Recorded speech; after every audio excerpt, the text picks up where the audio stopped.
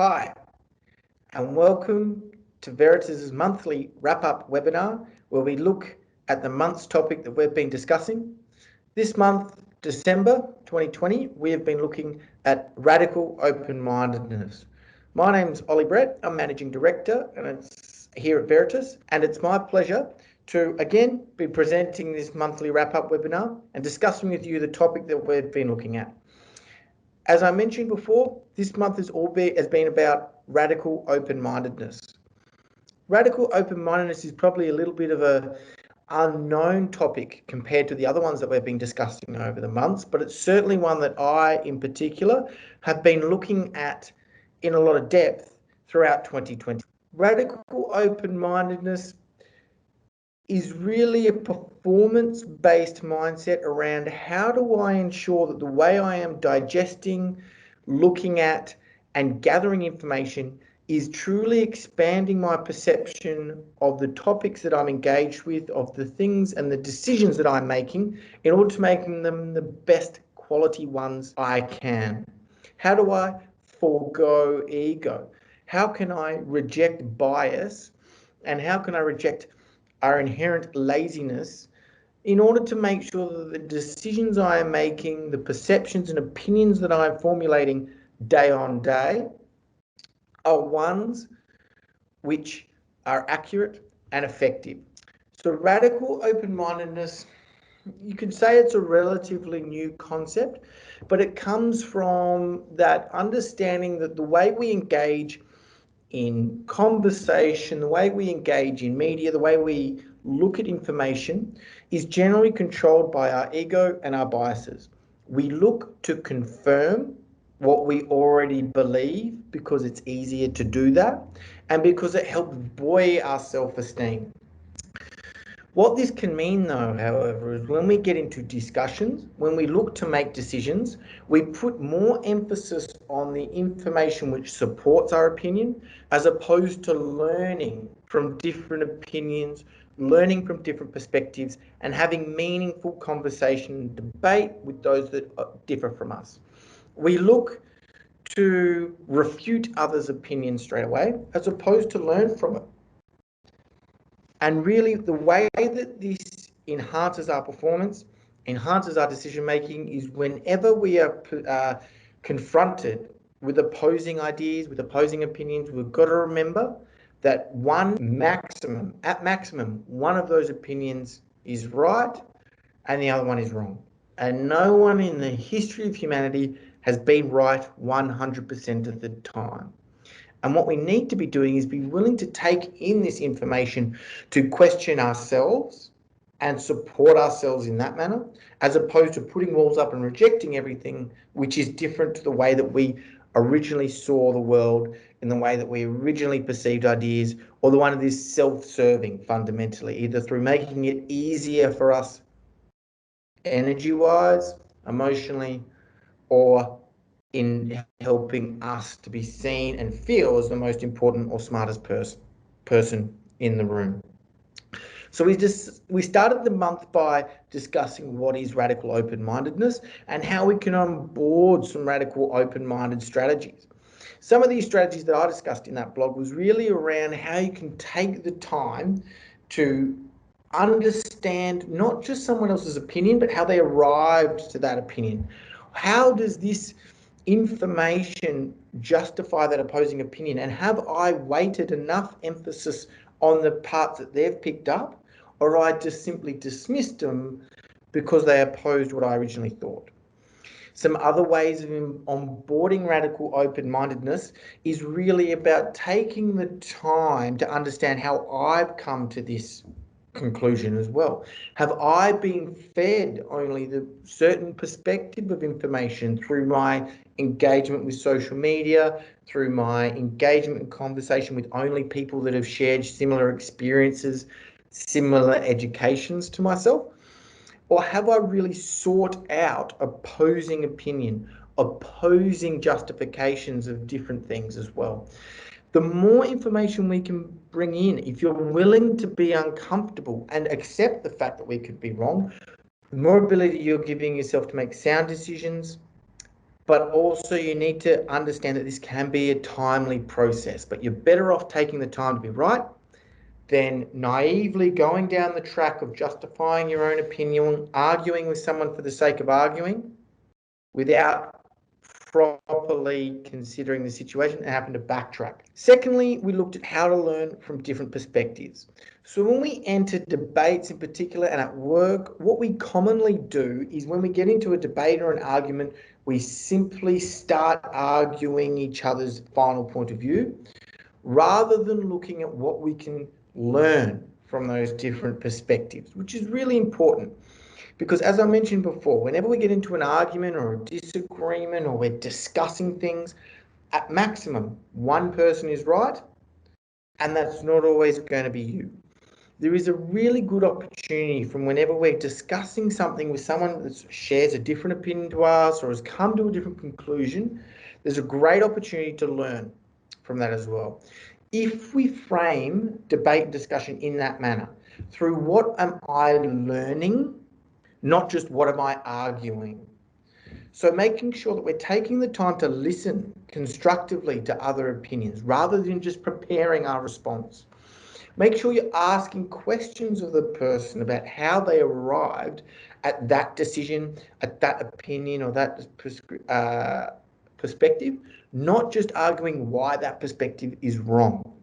The more you can educate yourself about their opinion, the more you can solidify your own, understanding where their decision making has gone wrong, if that is the case, or the better opportunity you're giving yourself to change your opinion before it's too late. Because as timely as it can be to change your opinion, it is so much more timely arguing for the sake of arguing and hijacking conversation because you won't be flexible and causing errors for you, your team, your family, whoever it is that the discussion might be with. So there's lots of opportunity to learn from different perspectives. As a manager, if you're listening to this webinar, one thing you might need to do, or one thing you can do to support this in your team, is obviously by making sure that you're deleveraging the risk in being wrong. If you create this environment where being wrong is disastrous, particularly before you've delivered something for a client or you've made final judgment, but in the decision-making process, if you reward only those that are right, if you reward only those that come up with the final opinion, then you are inadvertently or you are condoning that you must be correct, a perfectionistic attitude. That creates two things. A, it doesn't allow for all the perspectives of a situation to be discussed prior to a final situation. You don't encourage people to take ownership because if they're found to be wrong, then that is a negative thing. You also don't encourage people to formulate their own opinions because, again, if they're wrong or if it goes against what the consensus is saying, then that is a risky place to be. And people might be right but not want to speak up for risk of not being correct, like I said before. So you want to be making sure that you're really encouraging and setting the example that it's not about who was right in the group, but the group being right. Not about one person being right, but getting it right. Two very subtle but differences as well. It's not about you or one particular individual being right, but the team as a whole getting it right. And that needs to happen, or that can only happen, if different perspectives and learnings are looked at, and in particular different opinions as well. So part of radical open-mindedness is really encouraging conversation, encouraging your team and yourself to be wanting to educate themselves through discussion, not just argue their point. Because if you're arguing your own point, as I just said before, you're not truly listening. You're simply waiting to gear up your next response and fire it off. And you might very well be doing that, going and hijacking the team down a wrong avenue as opposed to learning as well. And of course, if you don't display curiosity in learning, then you're not encouraging others to be curious about your opinion. The defenses all go up rather than having meaningful conversation. And finally, we spoke about accepting you might be wrong and how this can be challenged by our ego. So having an ego is not just a Hollywood egotistical maniac that we see. Everyone has an ego. It is that sense of self tied in with our self-esteem and self-pride, and everyone has them. So you don't have to be an egotistical person to be influenced by your ego at different times. And our ego wants to be right. Our ego wants that hit of self-worth, that hit of self-confidence that comes from proving yourself correct. And this can lead us to arguing what we think is right rather than learning what is right. So the reality is that you're not going to be right 100% of the time.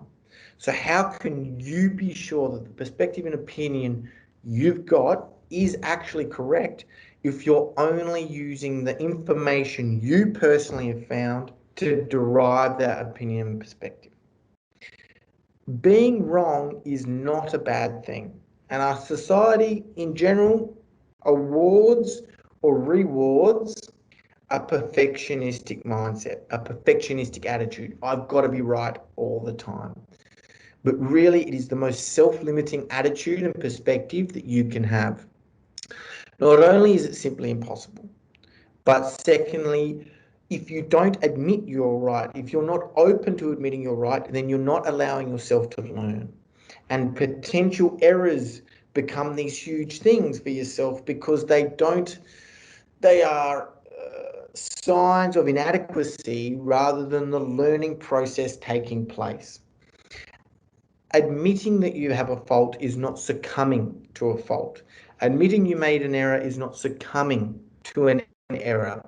It is making the necessary adjustments you need to get yourself and your team behind the correct opinion as well.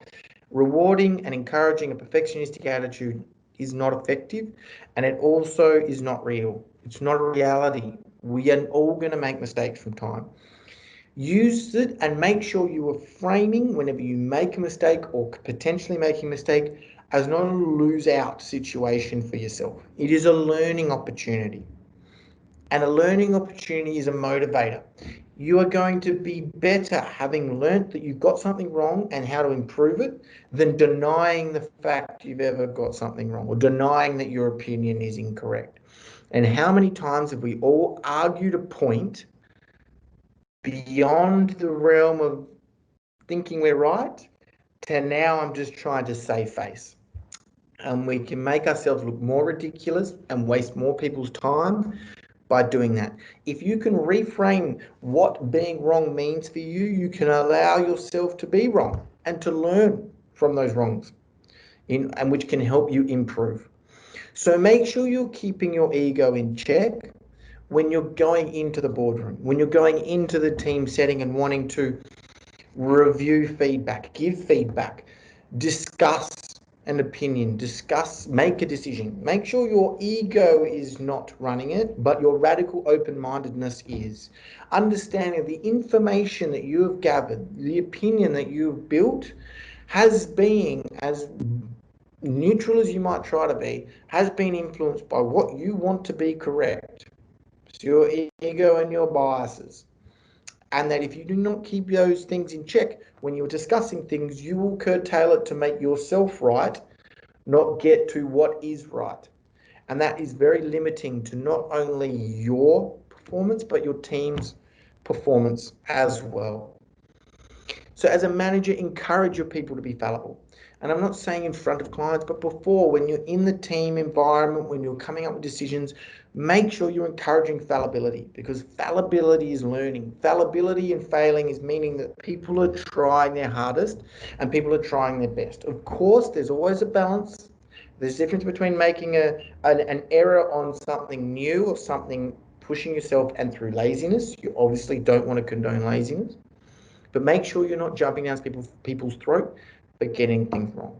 When you're having debate and discussion with yourself and team, don't just argue the answers you've come through, but be inquisitive about how each side has come to those answers and acknowledge where you and they can learn from the different workings. Highlight the different parts of the problem that they may have accentuated and you thought was a minor issue or a minor part. Acknowledge that, discuss why that was the case. Be inquisitive about that rather than dismissive.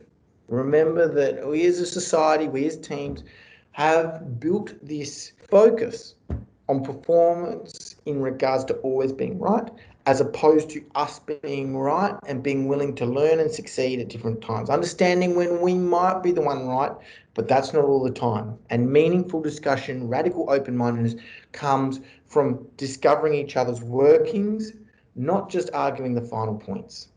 Because that is like, remember the old maths homework. You got 1 mark for the final answer and the mark for showing your working.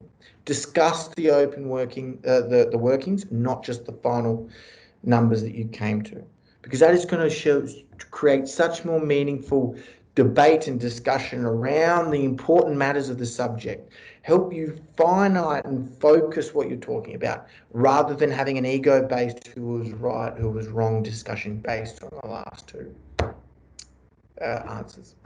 So thank you very much for listening. It's been a pleasure presenting these to you at the back end of 2020. We're really looking forward to 2021 and seeing you there. Have a Merry Christmas and a great New Year, and we'll see you in 2021.